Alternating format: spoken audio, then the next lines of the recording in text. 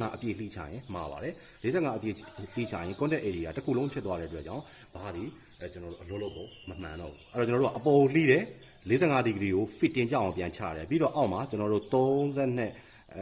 28ဒီဂရီပေါ့30ဒီဂရီနဲ့ကျွန်တော်တို့အောက်ဆောက်ကိုလှိချတယ်အဲ့တော့မှသူ့ရဲ့ contact area ဒီနေရာလေးအတိုင်းပဲကြံမှာဖြစ်ပါတယ်ဟုတ်ပြီနော်အဲ့တော့ကျွန်တော်တို့တစ်ချက်ကြည့်ကြည့်အောင်ဟုတ်ပြီဒါဆိုလို့ရှိရင်ကျွန်တော်တို့ဒီ inlet bar ပေါ့နော်ဒီ inlet bar လေးပေါ့ဒီကောင်လေးဒီဒါမှန်နေတဲ့အတွက်ဒါ45ဒီဂရီလို့ကျွန်တော်တို့အလွယ်ပြောလို့ရတယ်အဲ့တော့ဘားကတ်တာထဲမှာကျွန်တော်တို့ကခုတ်ပြီးတွေပါတယ်ခုတ်ပြီးတွေဆိုတာဒီမှာဒီဂရီအစောင်းနဲ့တတ်ထားတဲ့ကာဘိုက်ဆူးတွေပေါ့စားပါတယ်ဟုတ်တယ်နော်ဒါခုတ်ပြီးတွေပါတယ်ပြီးတော့နောက်တစ်ခါဒီဘက်မှာစိန်ပြီးတွေပါတယ်ဒီကောင်တွေကိုကျတော့ဘာခေါ်လဲဆိုတော့စိန်ပြီးလို့ခေါ်တယ်စိန်ပြီးဆိုတာကျွန်တော်တို့ခုတ်ထားတဲ့ဘားတွေကိုကျွန်တော်တို့နောက်ဆုံး final မှာအချောပြန်တတ်တာပေါ့ခုတ်လိုက်တဲ့အခါမှာကျွန်တော်တို့မညီမညာဖြစ်တဲ့ကောင်တွေကိုစိန်ပြီးနဲ့အချောပြန်တတ်တာအဲ့တော့ကျွန်တော်တို့ကစိန်ပြီးကအလုံးမှာ1 2 3 4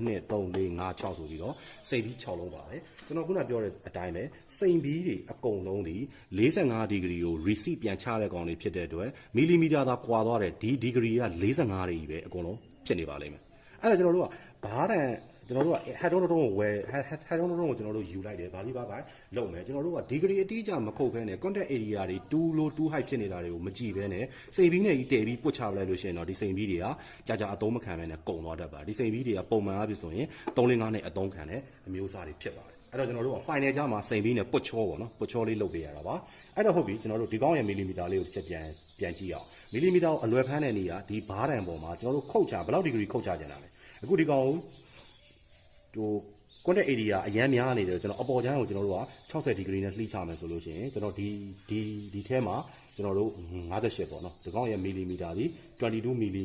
လီမီတာဖြစ်ပါလိမ့်မယ်အဲ့မှာဟုတ်ပါတယ်နော်ဟုတ်ပြီနော်ဒါ22မီလီမီတာဒီဂရီရကြည့်မယ်ဆို58ပါဟုတ်ပြီနော်ကျွန်တော်58ဒီဂရီနဲ့အပေါ်ချမ်းကိုစခုံအဲ့တော့သူ့ရဲ့ဒီမှာကျွန်တော်တို့ဒီနက်ကလေးပါပါတယ်ဒီနက်ဒီကောင်ကြက်သွားတဲ့အခါမှာအလွယ်တကူပြန်ချွတ်လို့ရအောင်ထည့်ပေးထားတာပေါ့နော်ကျွန်တော်ဆိုတော့ကျွန်တော်ဘားကာတာကြီးညာနေတာမဟုတ်ပါဘူးဒီကာတာကိုကျွန်တော်တို့သုံးထပ်အောင်လို့ကျွန်တော်ရှင်းပြတာဒီကောင်ဒီ58ဒီဂရီเนาะကျွန်တော်60ဒီဂရီနဲ့အပေါ်ချမ်းလှိချမယ်ဟုတ်ပြီနော်ဒီကောင်နဲ့ကျွန်တော်အပေါ်ချမ်းလေးလှိပြပါမယ်ဝေရိုးလေးရှိပါတယ်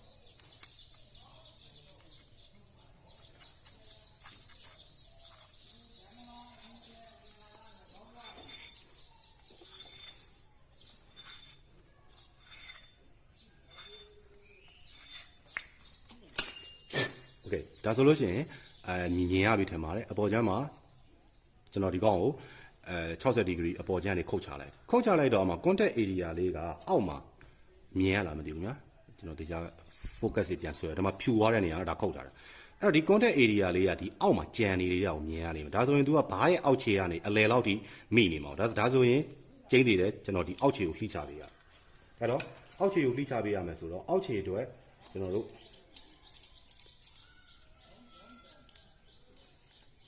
အောက်ခြေကိုလှိချပေးရမယ်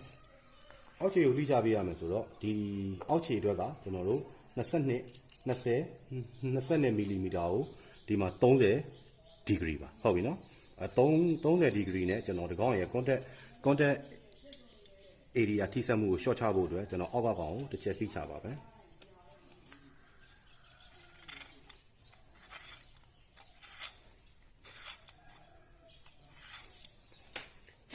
โอเค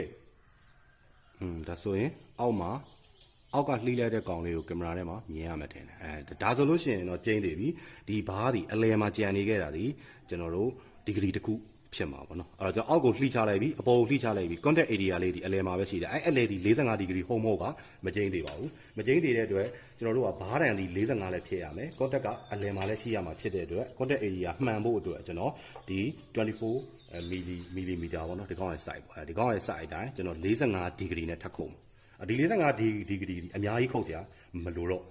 ဘာဖြစ်လို့လဲဆိုတော့အများကြီးခုတ်လိုက်ရင် contact ဒီမှာဒီကောင်ကိုစားချသွားမယ် area အရန်များမှာဖြစ်တဲ့အတွက်ကျွန်တော်အများကြီးခုတ်စရာမလိုဘူးဒီကောင်ကို45ဒီဂရီမှန်လားမမှန်လားပဲ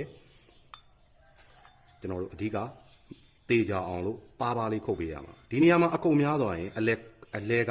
ကျွန်တော်ထိဆက်တဲ့โอเคဒီမှာ45ဒီမြင်းချောင်းလေးလိုကြံနေခဲ့တာကိုမြင်ရပါလိမ့်မယ်ဟုတ်ပြီနော်ကျွန်တော်တစ်ချက်ပြဒီမှာဟုတ်ပြီနော်တေချာလေးအားစိုက်ကြည့်ပါ